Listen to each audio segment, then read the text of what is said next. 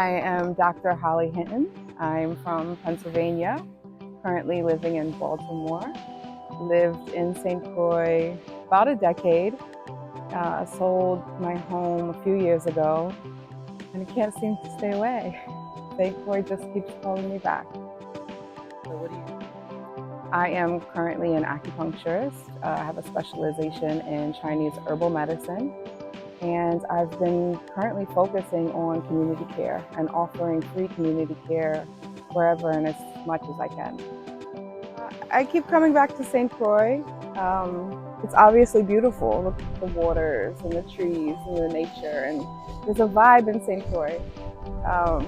There's a health consciousness in St. Croix. There's an eagerness to be one with nature and ourselves. There's a community that seems to lack in other parts of the West that St. Croix keeps maintaining. There's a richness in the history and in the soil of St. Croix that resonates with the people of St. Croix. And I think innately, all of us are searching for that oneness and that wholeness. And St. Croix offers that. So, still closely connected to the community. I hear the news, I hear the stories, I speak with my friends often that live here. And there's a lot of things going on in St. Croix. There's a lot of upset, and I feel like it's been building up for years. And in more recent times, the violence seems to, or at least it feels like it's increased. The economy is hard, WAPA is high, rent is high, employment is low. And I felt a calling. Acupuncture is a natural medicine, and it's a way to bring people together, especially in the model of community acupuncture. And I felt necessary. I felt called, and I felt a necessary service to the people of St. Croix to be able to offer a free community acupuncture event where people could not only receive healing, but do it together and reinstate that sense of community. Sometimes that goes missing in hard times.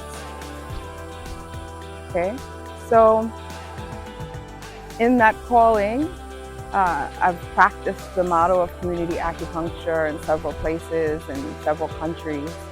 And so again, I felt that need, that St. Croix could benefit from such an event. So I reached out to members of the government, I reached out to members of the community, seeking a space that could host me, that could host the community, so that we could come together and receive this treatment. Former Senator Positive Nelson was kind enough to offer his space. He has a beautiful property at Serenity's Nest, which embodies all the things that I love about St. Croix, the nature and the wind chime. The herbs that are growing naturally that we rely on. So it seemed like a perfect pairing for a place to have a community acupuncture event. And from there, we just quickly advertised. It was a quick event. It was short notice, but with his support and other support from other members of the community, some acupuncturists that I actually didn't know were here reached out and wanted to help the event. And we had a great turnout, and it was a diverse group of people. And I would like to think that everyone was able to benefit from that, not only from the acupuncture, but from seeing the community come together.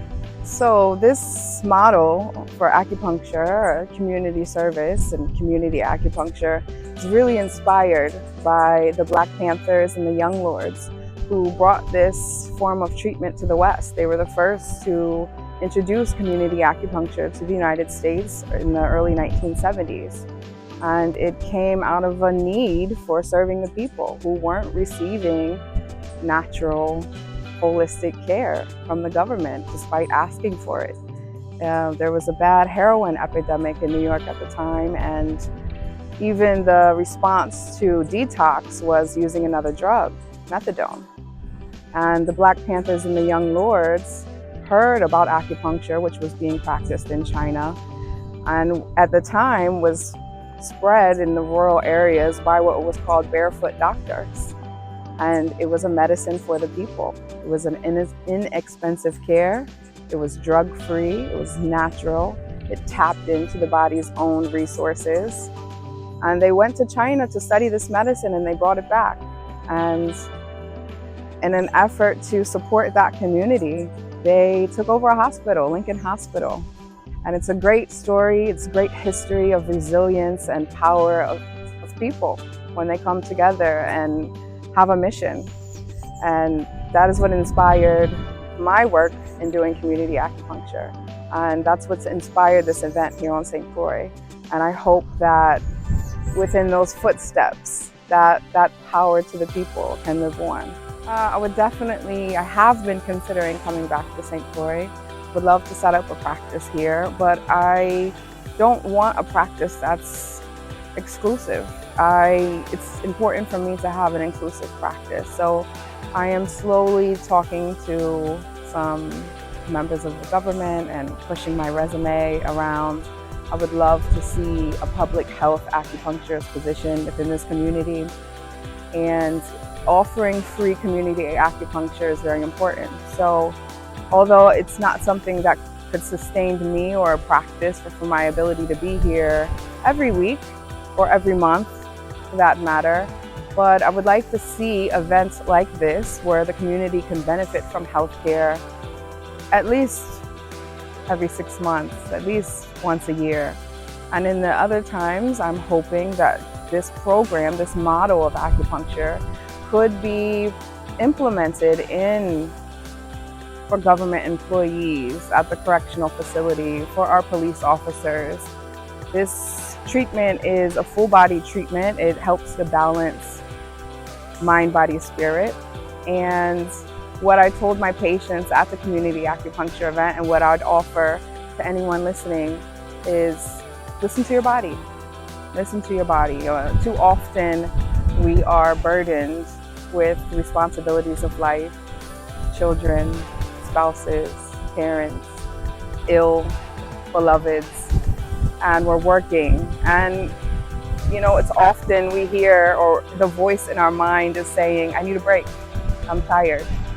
And we convince ourselves that we're so busy and we have so much responsibility that we don't take the break, often forgetting that we can't pour from an empty cup. So I think it's important to listen to your body. If you need a break, take the break. If you need help to take a break, ask for help. If you're tired and you need a nap, take the nap. Find holistic care, find alternative care. Money can sometimes be a barrier to those things that we consider luxury. But I believe that we find time and money for what's important to us. And while we might not be able to treat ourselves every week, every month, every 6 months, it's important at least once a season to take that time and tune into yourself and nourish yourself, because we are energetic beings and we vibrate. So when we're in a good space, our households are in a good space, our workplaces are in a better space, and ultimately our community is in a better space. And that starts with the work that we do within, and that's listening to our bodies.